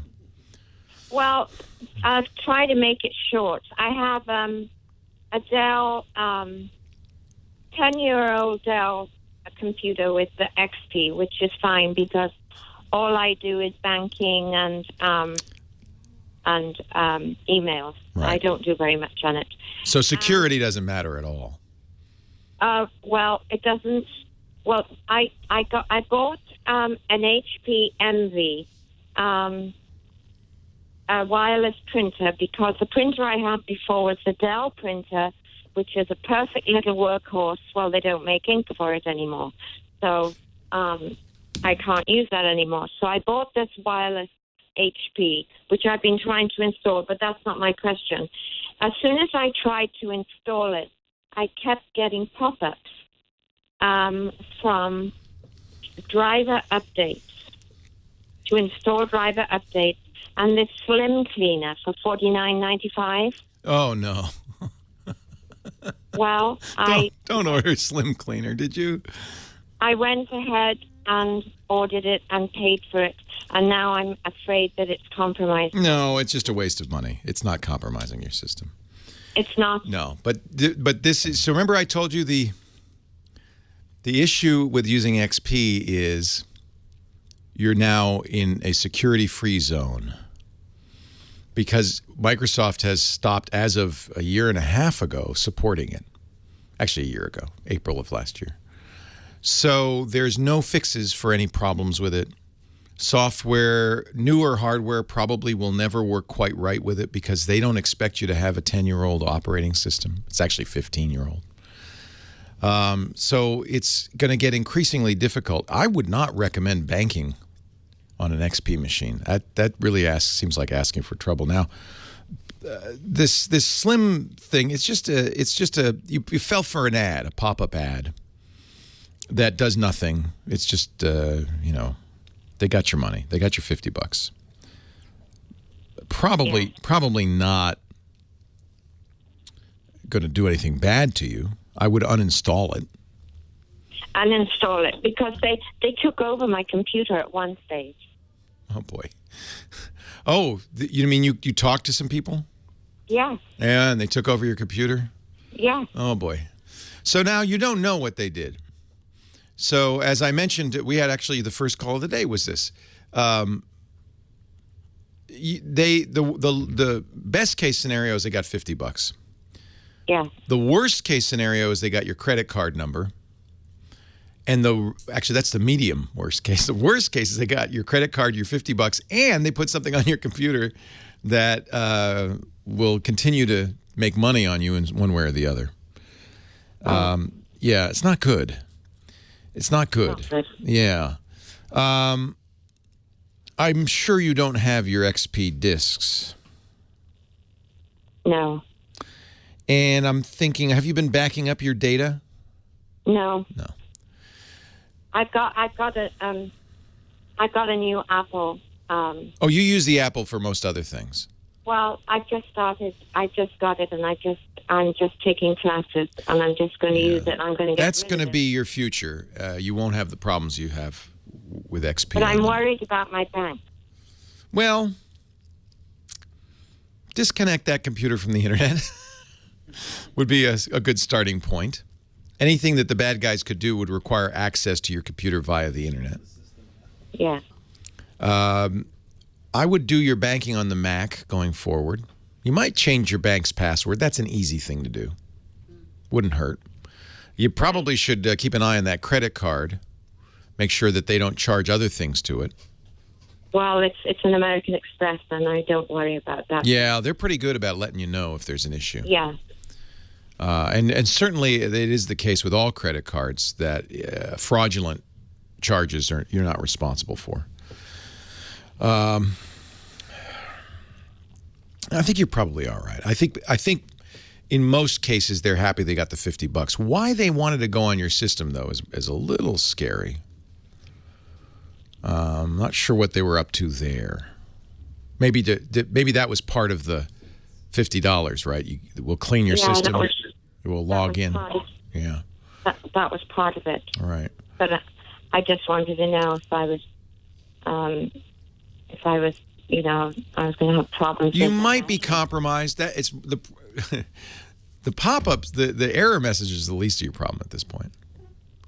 Start using the Mac, and consider that machine compromised and disconnected from the internet if you can. If you really can't do that, you better do that. Let's just do that. There's really no other option.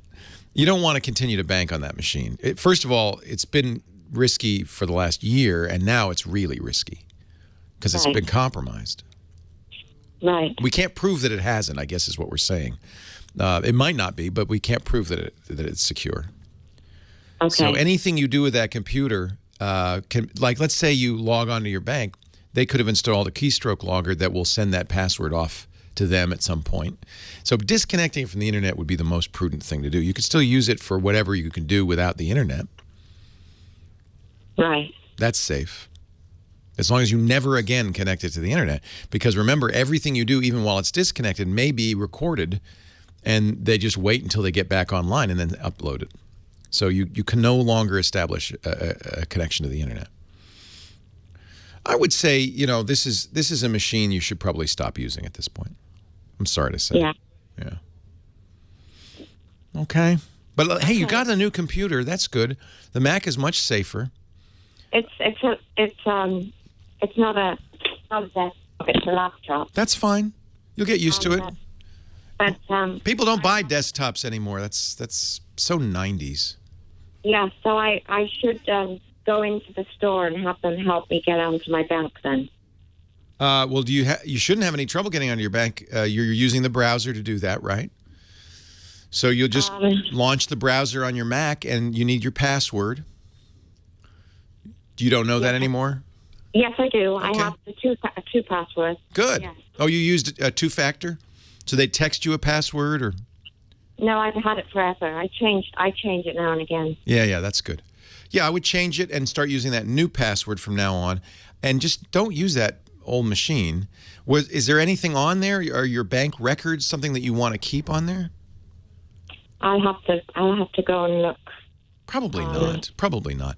That's the other problem is there's no, Internet Explorer has not been kept up to date. You have a very old version of that on there. That was unsafe to use with your bank. Chrome was being kept up to date for a little while, but they discontinued support for that a few months ago.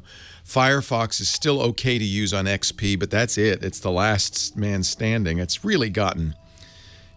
Well, that's what I get onto the bank is with Firefox. Oh, good. Well, at least that was secure.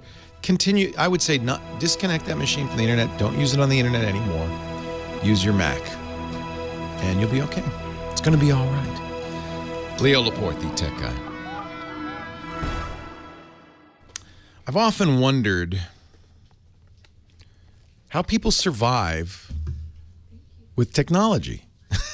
It's a mess. I'm just thinking about our last caller, and my heart goes out to her. She's trying to use a computer, spent a lot of money for it 10 years ago. And the thing now is a snake pit, frankly. A security nightmare. Because Microsoft has abandoned it, Google has abandoned it, the manufacturer has abandoned it. Everybody's abandoned it except the user who continues to use it. And she's not alone. There are tens of millions of XP computers out there. I think it's still something like half of all Windows installations are running Windows XP. I don't know what the answer is to this. probably time for a new computer, really. And maybe, again, don't get a computer this time, a full-service, general-purpose computer. What does she do on it? She banks and does her email. That's a good candidate for a Chromebook. A lot less expensive, a lot more secure. And the thing is, if you only spend $300 for the computer, then in 5 years, you're not going to feel so bad about getting a new one. Whereas I can guarantee you she probably spent $2,000 or $3,000 on that computer 10, 15 years ago. And so it's hard to give it up. I understand. I just don't know what the right answer is in a case like this, except that you can't use it anymore. It's just not safe. Kathy in Santa Ana, Leo Laporte, the tech guy. Hi, Kathy. Hi, how are you, Leo? I am great. How are you? I'm wonderful, too. Good. I'm just, in a week, I'm going to be on my way to Italy. Ah, you're going to be doing even better. Yeah. And I'm wondering about an app I heard about called Viber. Yeah. Where you can make free phone calls. Yeah, Viber is like Skype. You've probably also heard of Skype, right? I've heard of it. I've never done it. Yeah, there are a lot of programs like this. They use the internet connection to make a call. So Viber's one, Skype's one. And also, by the way, you can do it with Facebook Messenger. There are lots of ways to use the internet to make a call. Here's the issue. The people you're calling, in general, have to be using the same program on the other end. Unless you spend some money to get a upgrade that lets you call regular phones, which you can do. My daughter, some years ago when she was in high school, spent her junior year in France. And before she left, I bought her a year's subscription to Skype, what's something called Skype Out, which let her make phone calls from France to any phone in the United States, cell phone, landline, any phone. It was $90 for a year, unlimited. That was a great deal. They still have deals kind of like that. So I'm not sure. I'll have to look and see if Viber lets you call. Yeah, they have something called Viber Out. But it won't be free. You're going to be, but it's a lot less than calling internationally. It starts at 1.3 cents per minute. So what you're going to do now, remember, you have to have data, and what you really don't want to use is your carrier, your U.S. carrier's data in Italy. You're not going to do that, right? I hope not. You know about that pitfall. Well, I mean, the hotels we're staying at are very nice. So yeah. No, you everywhere you go in Italy, certainly the hotels, most of the coffee shops will have Wi-Fi. And the quality will vary. But voice isn't super hard to do. Videos gets harder, but voice calls are not too hard to do. And they should work all right. So you just have to make sure that the other person using it has the same app. Well, it's free if they're using Viber. Okay. So if you know, I'm going to be calling my kids, just put Viber on their computer or on their phone, and you call Viber to Viber, or Facebook Messenger to Facebook Messenger, or Skype to Skype. Those are always free, with the exception of the data, but you got a data deal. And this is why I was warning you, don't use the data, your cell data, because international cell roaming is extraordinarily expensive. Well, if I hook up to the Wi-Fi... If you're hooked up to the Wi-Fi, it'll work fine. That's right. As a precaution, what I do advise people to do when they travel overseas is turn off data roaming. Okay. You'll see that in the settings of your phone. All phones, it'll be in the cellular section, and just click that box. Then it won't allow you to get on the international data networks. Now, it's good to know that that's there, because let's say you're wandering the beautiful streets of Venice, and it is incredibly easy to get lost in Venice because it all looks the same, old houses with the canals and boats and, guys singing songs, and it all looks the same. So you're lost, and you go, I don't know where the hotel is.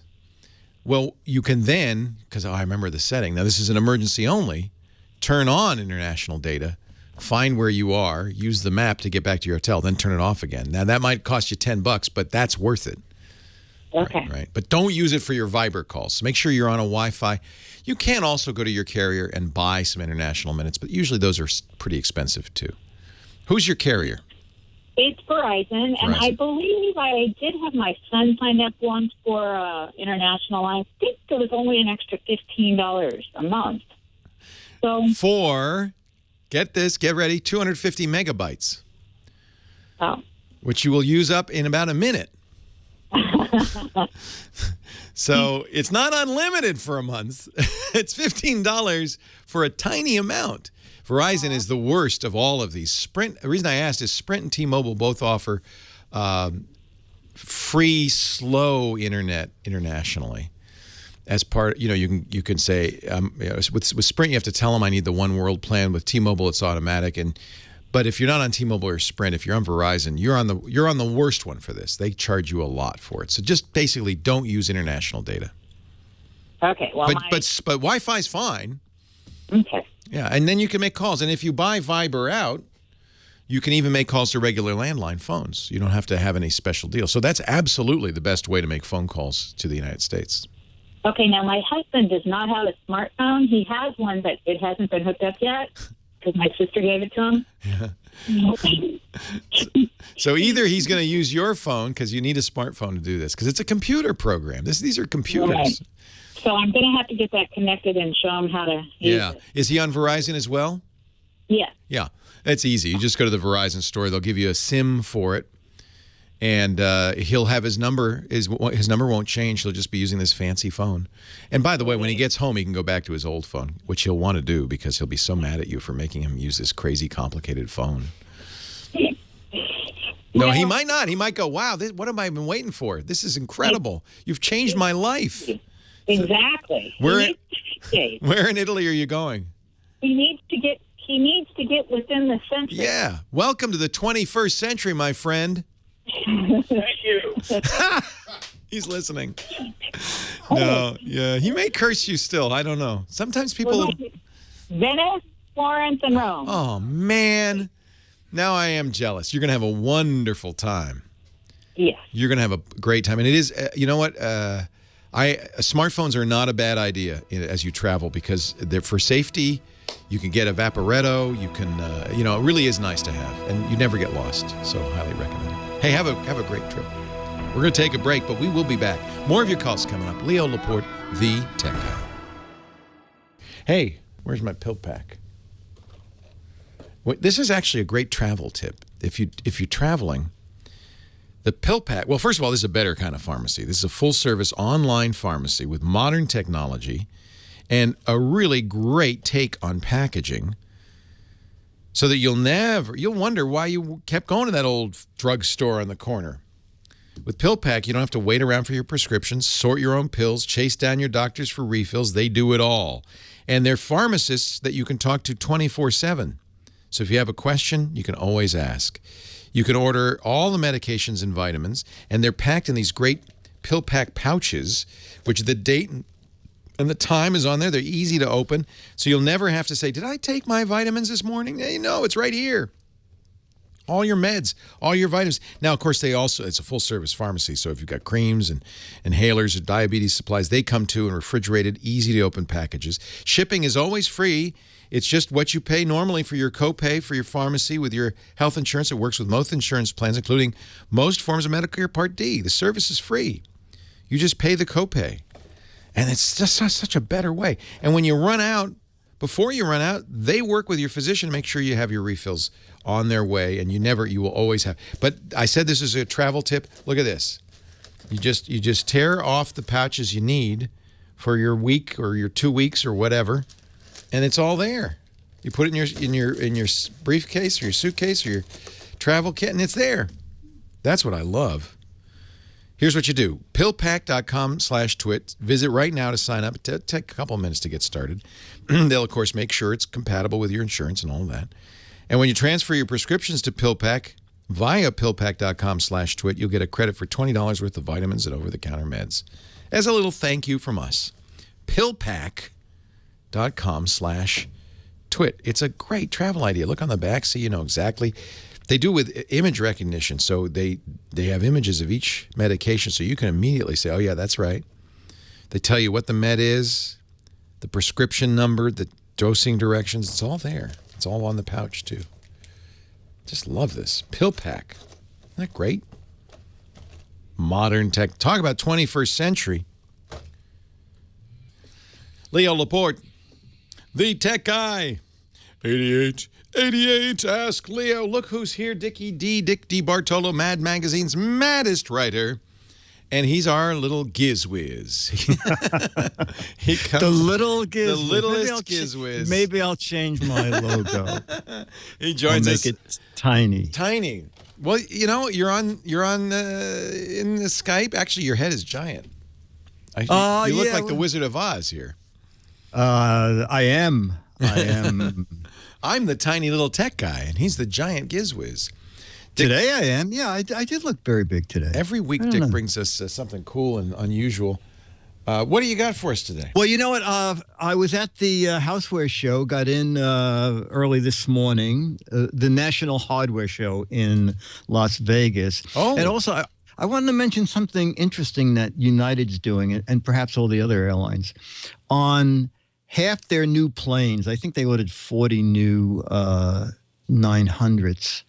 And half of them are going to have seatback entertainment, and half of them are going to have Wi-Fi entertainment. And one of my flights had that. So they send you an email the day before, and it said, download the United app and make sure you bring your own electronic device with you. Isn't that interesting? Because I think most people nowadays don't watch the seatback screen. No. They have their tablet. Yeah, so you go on you go on the plane, and also it's very good because they announce before they say shut your phones off or shut your device off. They announce if you haven't downloaded the United app, this plane has Wi-Fi entertainment. Download it quickly while you can still use your phone plan. But Leah, the funny thing is, in my bag, I had a Galaxy Note without a phone service, but McCarran has Wi-Fi, and I figured, we're still at the gate. I bet the Wi-Fi reaches the plane, and it did. So I downloaded the app, and then once it's a little weird that you can't use the Wi-Fi on the plane to get the app. It is weird. It's weird because they say you can pay $2 and use the Wi-Fi, and then you buy a Wi-Fi plan for $2 to download the app. That's a little strange because the entertainment is free. The entertainment is free. All right. Okay. Yeah. So anyway, and then once you do that, you know why they're doing this? They don't. Not only do they save money on the seat back stuff, but the weight is a big deal. They save a lot of money on fuel. I once saw the wait to add in an entertainment system to every single seat, and it was amazing. Yeah. And then you bring up the menu, and mine had like 12 TV shows and about a dozen movies. So it was kind of fun. That's not bad. Yeah, is the quality good? The quality was fine. Oh, but it's stupid. I didn't even see which one it was. It was a Star Wars movie. Perfect choice for people to watch on their smartphone. Shouldn't they pick up? Oh my God! This is Stormtrooper! Pew pew pew pew! Oh, I think the Gladiator 300 is Gladiator 3 when they show it on the smartphone. Well, anyway, I'm going to tell you my favorite find. I'll do a couple of gadgets during the next few weeks. I think this is the funniest gadget I found at the National Hardware Show. So I'm going down the line, and there's this guy who has a metal gate and like 24 locks hanging on it. Heavy duty locks like you see on most industrial gates. And then it says the lock, that's not a lock. I said to the guy, Randall, his name was, I said, Randall, what in the world is the lock that's not a lock? And he said, you ever hear about people using fake security cameras? I said, absolutely. Ever hear about people put out high fake security lock? Leo, it's very funny. He said, what it is like a gate lock that's inside a heavy-duty casing. So when you leave and you want to give the appearance that it's locked, you just slam it closed. When someone just pulls on it a little, it feels locked. But if you give it a sharp tug, it unlocks. And he said, I said, Dick, aren't you so concerned you're giving away the secret? Well, that's the thing. I will not be using. I will really be using it, but I will not be using the not a lock. Who would use that? You're going to use real locks. I'm going to be using real locks that look very similar to the not a lock lock. Now, is this a TSA lock for your luggage? What is this for? No. This is for. You know what? This is great like for my dock box. It is a pain in the neck when my dock box is on another dock because you can't have it in front of your boat. And when I'm doing a project, I'm running back and forth. I'm sorry, I have to stop you. You can have a box on the dock of the boat, but not in front of your boat, in front of somebody else's boat. Well, there is a main dock that's very wide. So and that's where the docks boxes. That's where everybody's dock box has to be. I see. Okay. So when I'm running back and forth, I hate locking the box every time. And I'm thinking, this is a perfect solution for that. It's like when you put a sign, and they do this in New York City, in the window of your car that says no radio inside. Yes. Right? Then somebody, so keep people from breaking the window. Even if there is a radio, a crook's just going to keep on going. Well, if it's New York City, there's no radio inside because they're all gone already. They all got stolen, yeah. No. Okay, so this just is a joke. New York City's very safe. Where do I get this lock that's not a lock? You get it at ekusa.com, or you can follow the link at gizwiz.biz, the tech guy page, and it's $15. You know what else is a lock that's not a lock? Those TSA security locks for your luggage. You know why I say that? Because some nitwit posted a photograph of the key, the TSA key, and of course, everybody in the world can now make a 3D replica of that key. and so anybody who's stealing luggage at the airport has a copy of the key. Unbelievable. So they actually look for the TSA lock because they know it's easy. So there's another lock that's not a lock. That's a lock. That's a lock. Yeah, all right, so EKUSA makes they make a lot of things too, like the ice shot ice tunnel. Yes, the guys there are very weird, and they're a lot of fun. They make a lot of strange I know. stuff. I said to the guy, "Why did you invent this?" And he said, "We have a lot of bins in the yard of the warehouse, and we'd like to protect them, but we don't want to carry keys with us." Well, if you do a search, you'll see that all the people like Yale who make real locks, if your lock doesn't work, they take it back. Obviously, they sell this to EKUSA as a dummy lock. As a dummy lock. Yeah, because it looks just like a real lock. And it weighs a lot. And it weighs a lot, but it doesn't do anything. Isn't that great? Like my career. You know what it's no key needed. Don't lock yourself out. Well, that's not going to be a problem. Keeps honest people honest. They don't say anything about dishonest people, but security without being locked out. Okay, well, they should put security in quotes, but how much is the dummy lock? $15, $14.99. Good deal.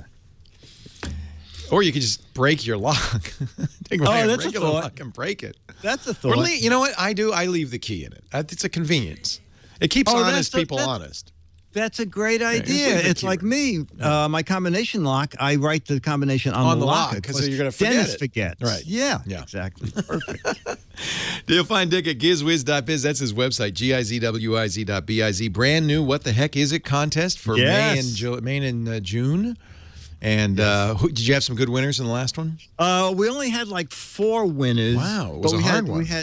It was a little misting thing for your hose. But, you know, a lot of funny answers. A carrying container for your pet worm.